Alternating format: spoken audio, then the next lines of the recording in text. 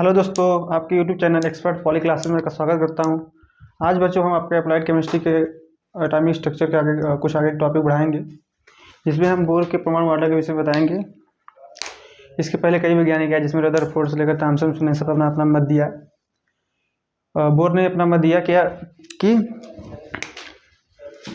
किसी भी परमाणु का कोई इलेक्ट्रॉन हो, जब किसी भी परमाणु का जो केंद्र है, उन्होंने यह बताया कि जो किसी भी परमाणु का जो केंद्र है वो नाभिक होता है। मतलब यह है कि जो कोई परमाणु जैसे होगा, यह जिस परमाणु का मिडिल का मतलब मिडिल वाला भाग या केंद्र कहिए उसको, जो भाग रहता है जिसमें प्रोटॉन तथा न्यूट्रॉन रहते हैं, उसे नाभिक कहते हैं। इसके पहले जो रदरफोर्ड ने भी यही बताया था कि जो किसी परमाणु का जो बीच वाला भाग होता है उसे नाभिक कहते हैं। और फिर उसने वो क्या बोलते हैं, फिर बोर ने बताया कि कोई जो इलेक्ट्रॉन जो है अपने एक निश्चित कक्षा में गति करता है, वह अपने उस कक्षा में तब तक गति करता रहेगा जब तक उसे बाहर से कोई एनर्जी न दी जाए। तब तक वह जो इलेक्ट्रॉन जो है, जैसे समझिए ये है,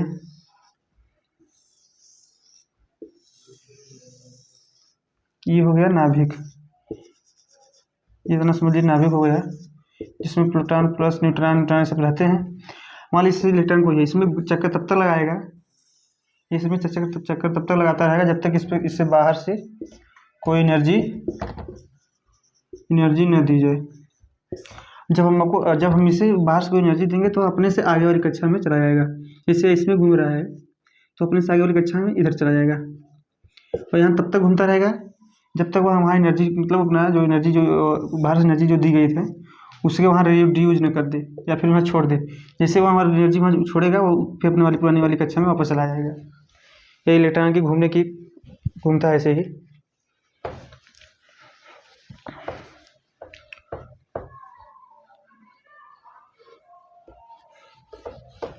और दूसरी बात यह बताया था कि जैसे कि कोई इलेक्ट्रॉन समझ लीजिए इस कक्षा में घूम रहा है, यह इस कक्षा में तभी घूमेगा जब इसका कोणीय संवेग से ये इस इलेक्ट्रॉन का कोणीय संवेग mvr या h/2π के पूर्ण गुणित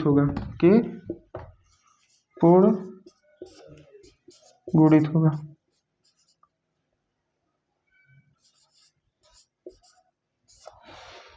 कि जिसमें m जो है मास किसका है, इलेक्ट्रॉन का मास, जो v है वेग ऑफ इलेक्ट्रॉन का है, जो ar है रेडियस में जिस कक्षा में वो इलेक्ट्रॉन चक्कर लगा रहा है, ये होगा रेडियस।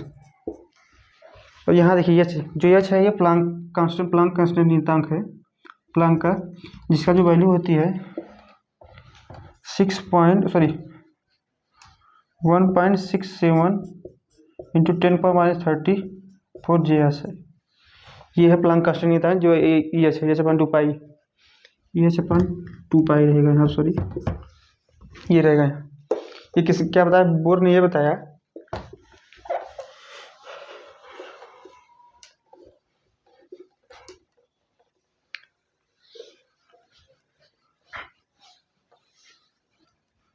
बोर के अनुसार जो इलेक्ट्रॉन है किसी कक्षा में तभी घूमेगा जब उस कक्षा का कोणीय संवेग mvr या h/2π के पूर्ण गुणित होगा।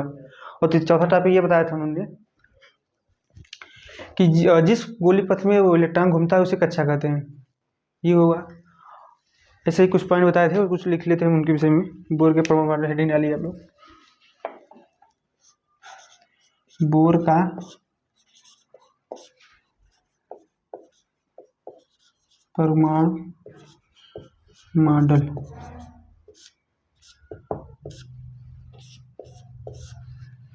इसमें पहला पॉइंट लिखिए, बोर के अनुसार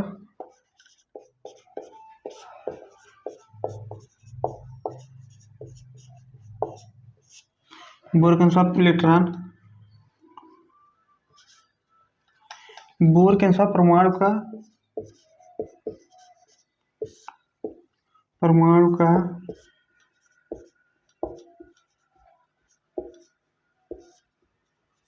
केंद्रीय भाग नाभिक कहलाता है। ये क्या नाभिक कहलाता है।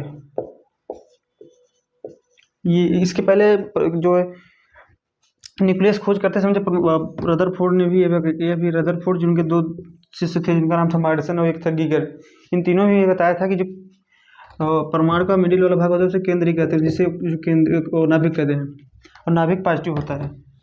ये चीज़ें पहले रदरफोर्ड ने भी बताया था, लेकिन इसके बाद फिर बोर ने भी सत्यापित किया कि जो रदरफोर्ड ने बातें बताई ये सत्य है। और दूसरा पॉइंट देखिए,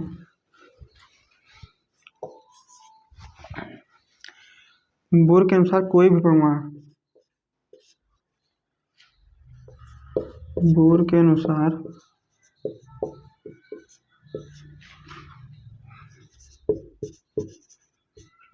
कोई इलेक्ट्रॉन में लिखते हैं इलेक्ट्रॉन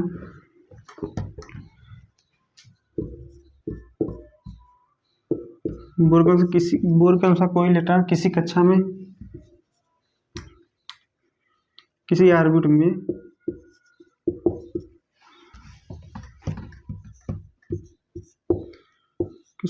में तभी चक्कर लगाएगा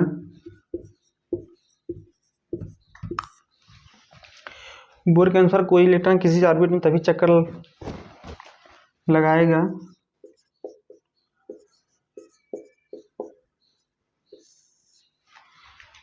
जब उसका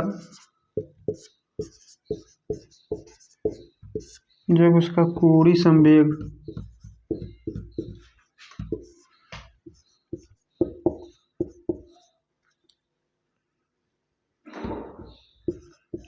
संवेग mvr होगा या h/2 के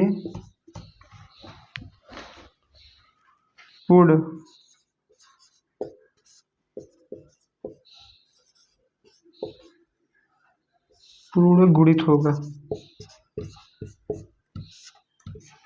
जहाँ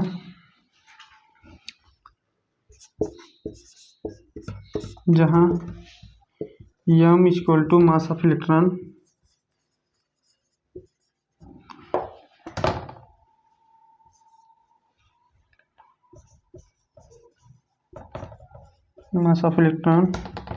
v = वेलोसिटी ऑफ इलेक्ट्रॉन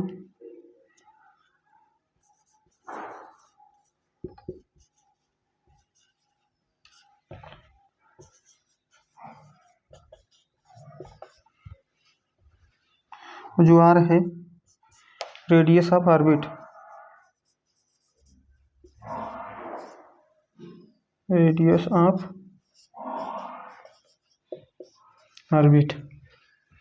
और जो यहाँ देखिए h/2 जिसमें h का वैल्यू जो h है प्लांक कांस्टेंट है, यहाँ लिख दे रहे हैं कि h = प्लांक नियतांक जिसका वैल्यू है 1.67 × 10⁻34 J/s। इतना आप लोग लिखिए, इसके साथ ले लीजिए स्क्रीनशॉट।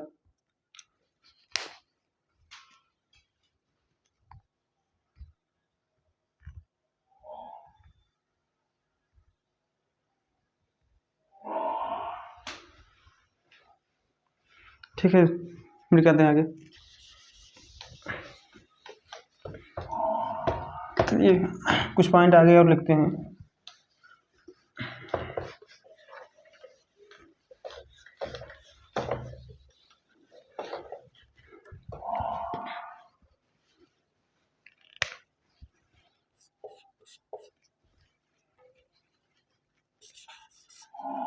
चलिए, नाभिक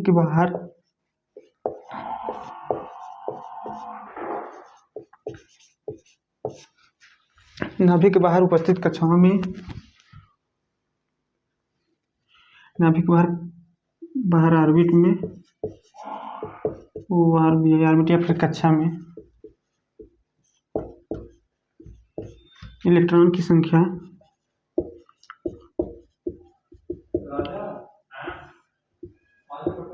इलेक्ट्रॉन की संख्या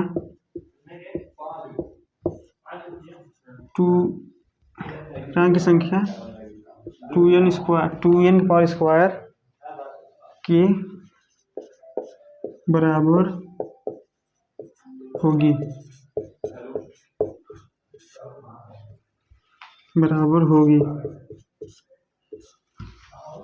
जहाँ जो n है, जहाँ यहाँ लिख देते हैं, चलिए, जहाँ n इक्वल टू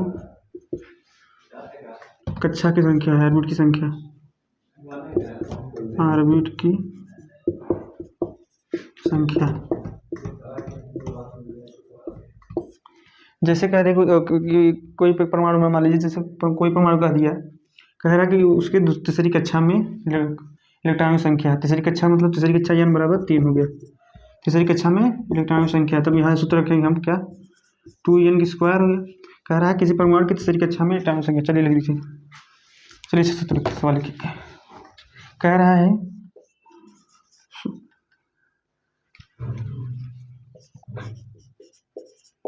सोडियम परमाणु के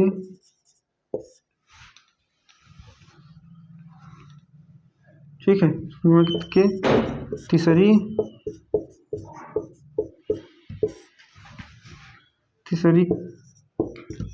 कक्षा में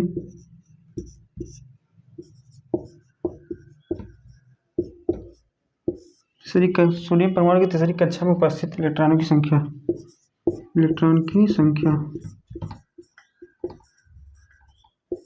क्वेश्चन मार्क। तब यहाँ देखिए, कह रहा तीसरी कक्षा मतलब n इक्वल टू 3, तभी सूत्र में रखेंगे क्या, 2n स्क्वायर, यहाँ 2 इंटू 3 की स्क्वायर, 3 त्रिका 2 इंटू 3 त्रिका 9, 3 त्रिका 9 हुआ, 9 दूनी 18, इलेक्ट्रॉनों की संख्या 18 हुआ। ठीक है, ठीक, इसका लिखना पहले लिखिए आप, इसके अनुसार लीजिए।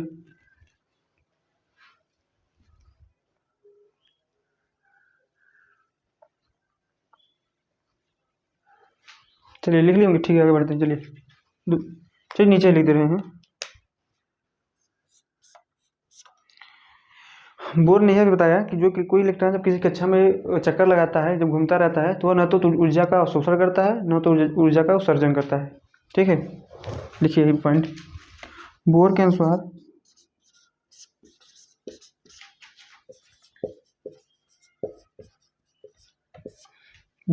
जिस कक्षा में कुछ बोर के अनुसार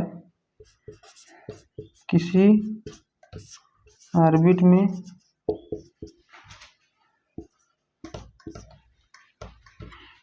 में घूमते समय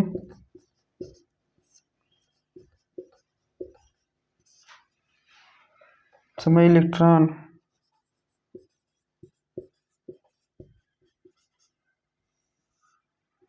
न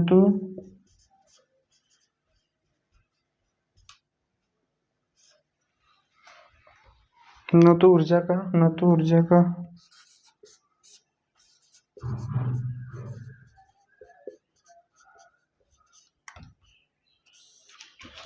अवशोषण करता है,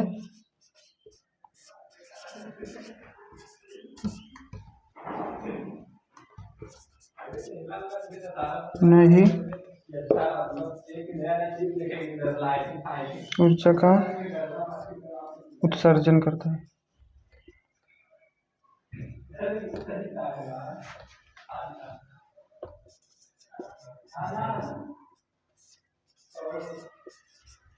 नहीं ऊर्जा का उत्सर्जन करता है, लिखिए ना।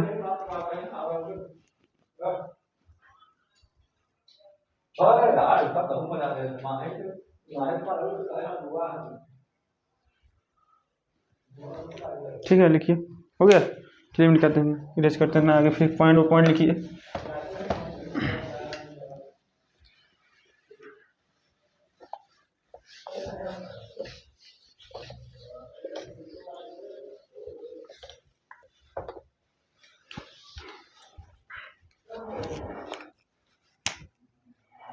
चलिए एक पॉइंट हो गया। बोर ने यह बताया था कि जब कोई इलेक्ट्रॉन किसी कक्षा में चक्कर लगाता रहता है तो उस पर दो बल कार्य करते हैं, एक केंद्रीय बल, एक विद्युत बल। विद्युत बल हमेशा वो जो देखिए,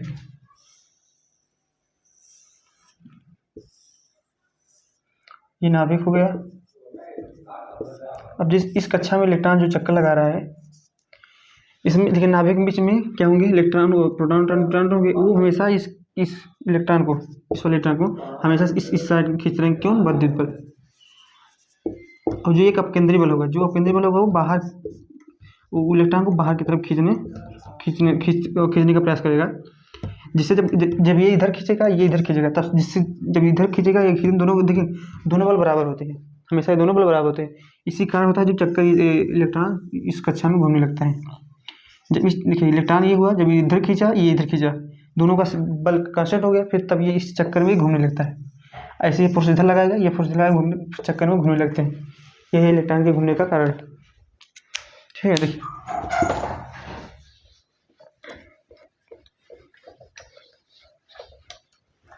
क्या है बोर। देखिए बोर के अनुसार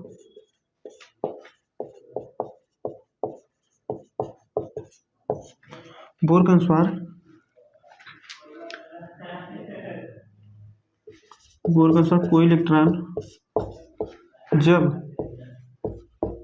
किसी बोर के अनुसार जब कोई इलेक्ट्रॉन जब किसी कक्षा में, किसी ऑर्बिट में घूमता है,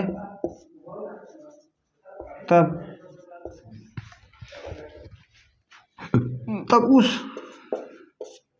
इलेक्ट्रॉन पर दो बल कार्य करते हैं। पहला बल होता है क्या? देखिए पहला बल, एक पहला हो गया अपकेंद्रीय बल,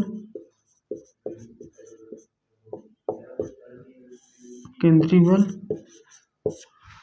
दूसरा हो गया विद्युत बल।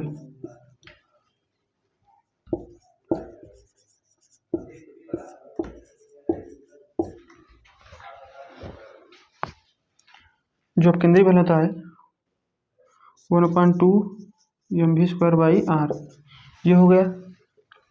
और जो होता है वो क्या, Q/Q/r² × 1/4 ये वैद्युत बल हो गया, ये अपकेंद्रीय बल हो गया। ठीक है, लिखिए इसको।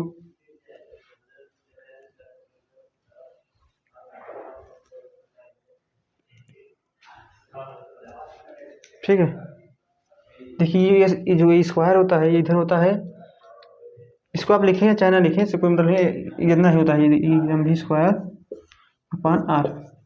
ठीक है, ये कौन सा बल हो गया, ये यहाँ ऊपर लिखे हैं, केंद्रीय बल हो गया ये। और ये कौन हो गया बल? विद्युत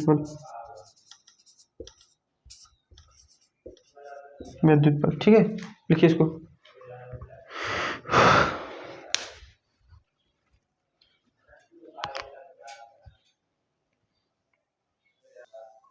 ठीक है, चलिए आपने लिख लिया होगा।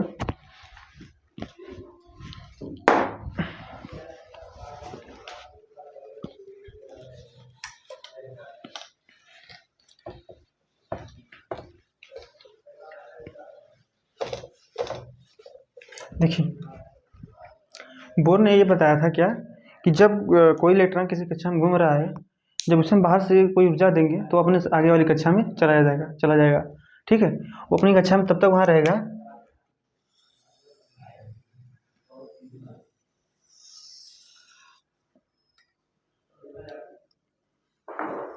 ठीक है, देखिए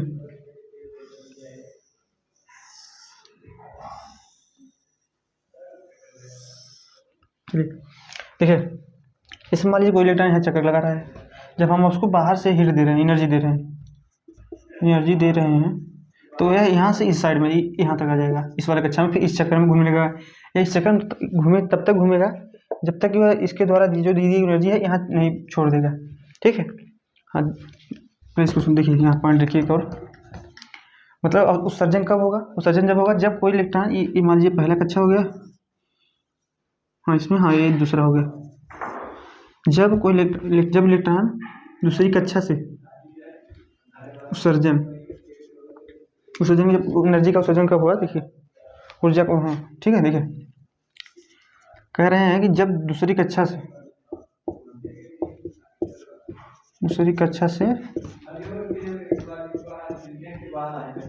पहली वाली कक्षा में जाएगा तो उत्सर्जन होगा।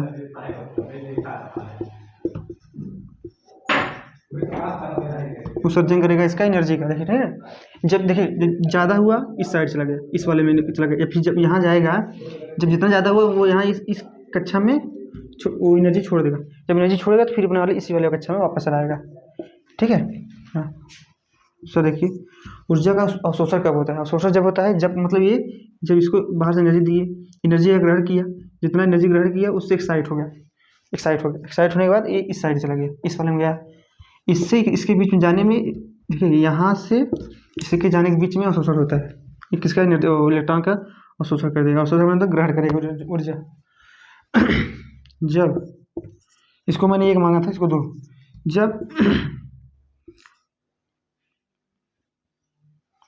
जब पहली वाली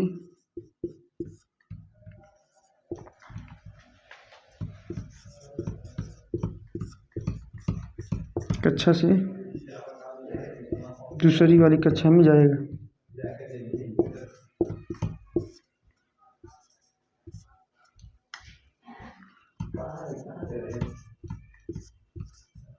दूसरी वाली कक्षा में जाएगा, तब क्या होगा? अवशोषण होगा। तब अवशोषण होगा, ठीक है। लिखिए इसको, स्क्रीनशॉट लीजिए आप।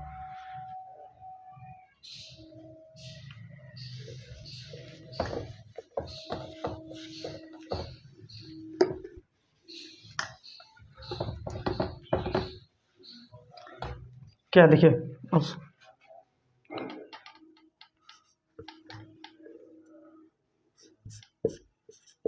फर्स्ट ऑर्बिट, ये हुआ सेकेंड ऑर्बिट।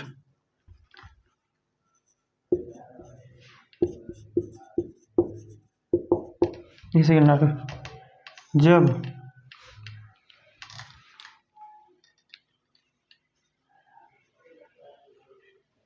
ठीक है। देखिए यहाँ से देखिए जब फर्स्ट वाले से सेकेंड वाले में जा रहा है तब क्या रहा है? तब किस में हो रहा है? ये अवशोषण हो रहा है। इसके बारे में लिखा था, तब अवशोषण होगा। हाँ अवशोषण। और जब सेकेंड वाले से फर्स्ट वाले में जाएगा तब उत्सर्जन में ऊर्जा का उत्सर्जन करेगा,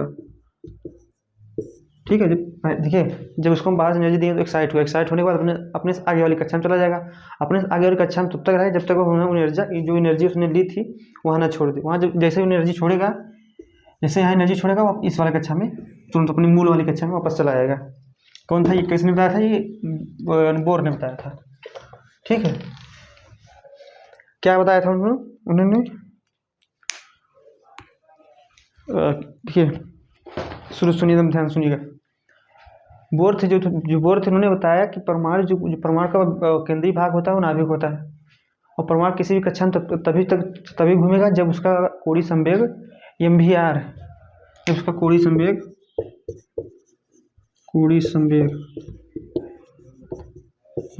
mvr या h/2 पाई का पूर्ण गुणित होगा, ये बताया था। और तीसरा ये बताया कि कोई भी इलेक्ट्रॉन जिस गोली पाथ में घूमता है उसे ऑर्बिट कहता है। ऑर्बिट या कक्षा या ऊर्जा स्तर, क्या ऑर्बिट उसी को कहेंगे, ऑर्बिट या कक्षा हुआ या फिर ऊर्जा स्तर हुआ, ये बताया, ठीक है। और क्या बताया कि कोई भी इलेक्ट्रॉन कक्षा में जब घूमता है तो उस पर दो फोर्स काम करते हैं। कौन? एक अपकेंद्री बल, एक विद्युत बल, और ये दोनों समान रहते हैं। दोनों समान न रहते, देखिए जैसे मान लीजिए इस ऑर्बिट में इलेक्ट्रॉन घूम रहा है, इधर कौन लगता है अपकेंद्रीय बल, और इधर कौन लगता है इलेक्ट्रिक फोर्स, इलेक्ट्रिक फोर्स ना। ठीक है, अब समझ लीजिए, इससे मान लीजिए इलेक्ट्रिक फोर्स ज़्यादा हो जाए, दूसरे पहले देखिए फर्स्ट केस में एफ ई इस ग्रेटर है, ग्रेटर मतलब बड़ा है किससे, एफ सी से।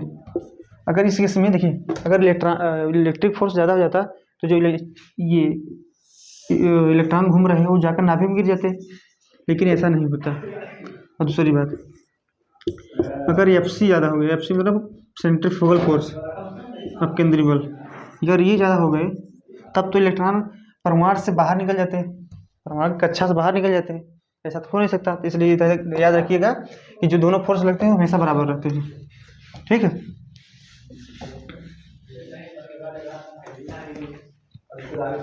ठीक है, चलिए। बोर ने देखिए, बोर ने जो इलेक्ट्रॉन घूमते हैं, जो इलेक्ट्रॉन घूमते हैं वो उसका रेडियस क्या है, कितना रेडियस है, रेडियस के लिए किस वेग से इलेक्ट्रॉन घूमता है, वेग के लिए, और किस इस कक्षा में कितनी एनर्जी है। इसकी एनर्जी के लिए 3 फार्मूले दिए थे, तीनों फार्मूले देखते हैं हम यहाँ।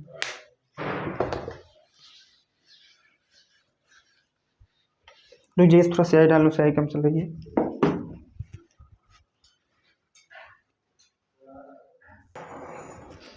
ठीक है, ऐसे ही भर लेते हैं।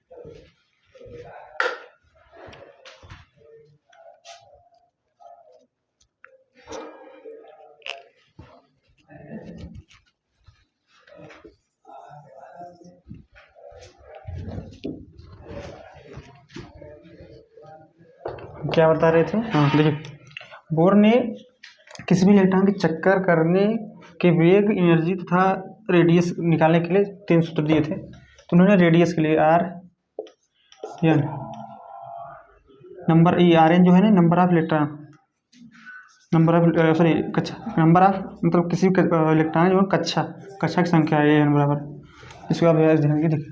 आर एन रेडियस के 10.53 into N square upon Z, ये क्या थे, एंगस्ट्रॉम में थे। ठीक है, अभी बताते हैं हमको पूरा। और वेग, energy N equal to -30.66 into Z square N square. ठीक है, हाँ, और रेडियस हो गए, एनर्जी होगा, वेग वेलोसिटी, ये वी एम क्या था, ये 2.18 इंटू 10⁶, और क्या था, जेड बाई एन। रुक जाइए भाई का, इसलिए लिख दे रहा हूँ इसको, N square Z by N हो गया, ये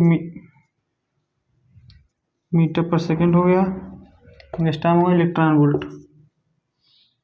ठीक है, चलिए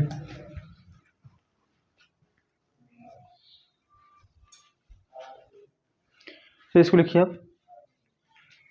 देखिए इसको याद रखेगा,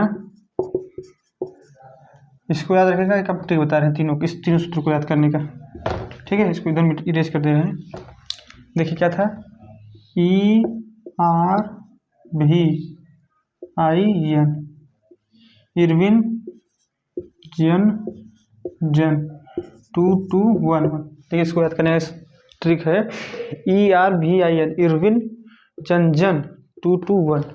देखिए एनर्जी को याद कर, energy E for energy, energy का सूत्र क्या होता है, E equal to E N, इसके नीचे जेड, इसके नीचे सीधा जेड हो गया, इसके बगल एक एन, ये हो गया एन, और इसके देखिए इन दोनों के नीचे घात क्या है, स्क्वायर है, इन दोनों घात ही स्क्वायर हो गई। ठीक है, और इसके आगे जो है तो आप लिख ही ले लेंगे क्या, -13.6 इंटू जेड स्क्वायर और एन स्क्वायर। ये हो गया एनर्जी ज्ञात करने का सूत्र। और देखिए रेडियस आर एन, इसके नीचे क्या है, एन है, और इसके एक बगल दाहिने हमेशा इस साइड देखेंगे तो इसके इस साइड जेड है ना, तो एन लिखिए। और देखिए यहाँ पॉइंट पहले लिख लीजिए उसको।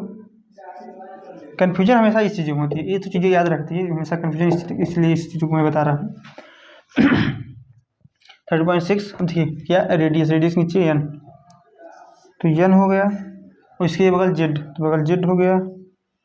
अब देखिए घात में क्या है, घात जेड के नीचे एन, एन में घात नीचे 2, तो इसको 2 कर देंगे।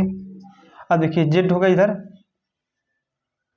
यहाँ जेड होगा, सॉरी ये जेड होगा। अब इसकी घात 1, तो एक घात करेंगे तो कोई मतलब नहीं, इसलिए एक ही रहेंगे। अब क्या रहेगा वो वेलोसिटी वी एन का क्या लिखे 2.18 इंटू, देखिए वेलोसिटी के नीचे क्या जेड, तो जेड लिखिए, उसके बगल एन लिखिए। और देखिए इन दोनों के नीचे क्या है, एक है तो हमेशा एक ही आता तो वही रहेगा। ठीक है, इसको सूत्र याद करिए इसमें, उसको रुकिए हम इसको साफ साफ लिख देते हैं। सूत्र तो लिख लिए, ट्रिक लिख दे रहे हैं हम इधर।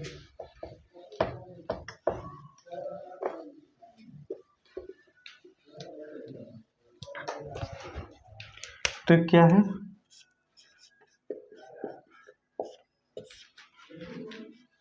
ERV आई। देखिए ई इसको हम इस्तेमाल में इसलिए करें क्योंकि इन तीनों का कोई मतलब नहीं है, इसको याद करने के सुटेबल के लिए बनाया गया है, इसलिए इसको इन दोनों के लिए दिक्कत नहीं है, इसलिए आप इसको ऐसे लिख दिया गया है। और क्या है जन या फिर जिंगजेडियन बोलिए इसको, जो भी बोलिए आप, जन हो गया, और 2211। ठीक है, अब देखिए अब निकालने के लिए यहाँ बता दे रहे हैं सामने। क्या हो एनर्जी, एनर्जी के लिए क्या था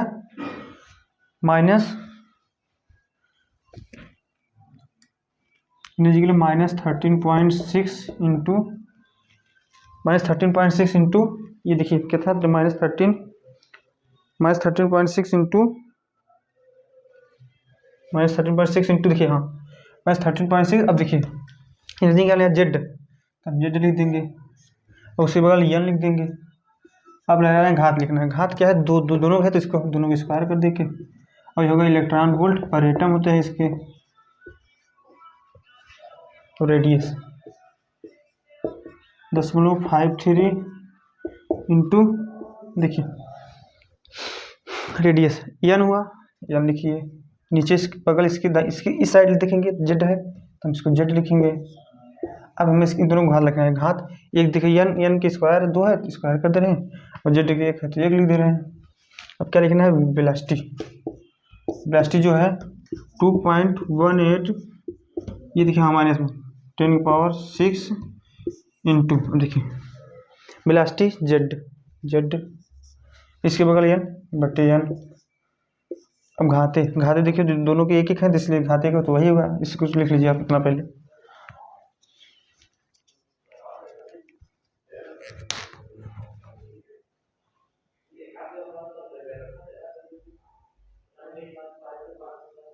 ठीक है लिखिए, हो गया, चलिए ये बढ़ते हैं। बोर के परमाणु मॉडल में देखिए जितने भी वैज्ञानिक आए सब ने प्रयास किया कि एक अच्छे परमाणु के मॉडल के विषय में अच्छी जानकारी दे सके। इसके पहले रदरफोर्ड की कुछ कमियां थी, रदरफोर्ड ने हार्डोनिक स्पेक्ट्रम की व्याख्या नहीं कर पाए, मैक्सवेल के स्क्रू नियम की व्याख्या नहीं कर पाए। उसके बाद फिर आए बोर का परमाणु मॉडल, बोर ने फिर काफ़ी परमाणु के विषय में काफ़ी अच्छी चीज़ें बताई।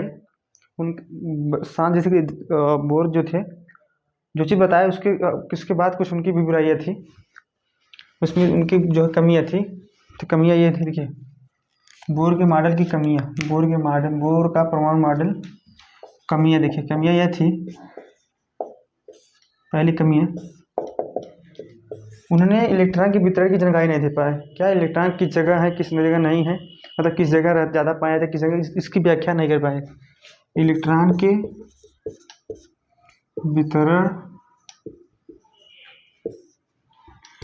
वितरण की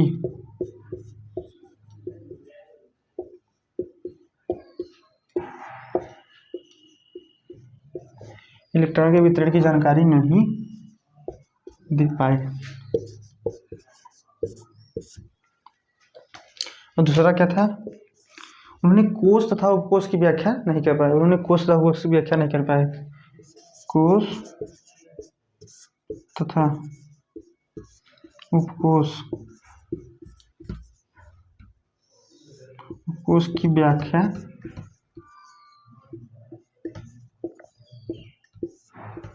नहीं कर पाए।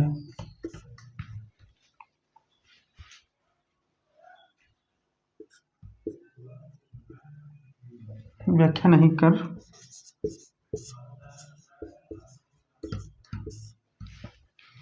ये दूसरा। तीसरा, इनका जो मॉडल था वो एक से अधिक इलेक्ट्रॉनों या आयनों के लिए कारगर साबित नहीं हुआ। इनका परमाणु मॉडल, बोर का परमाणु मॉडल सीधा लिखिए,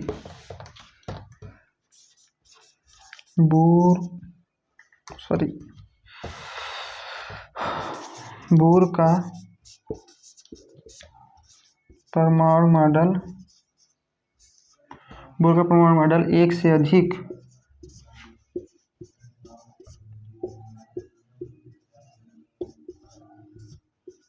इलेक्ट्रॉन या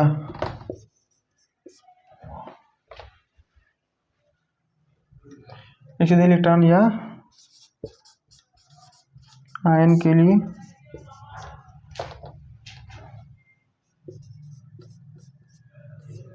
साबित नहीं हो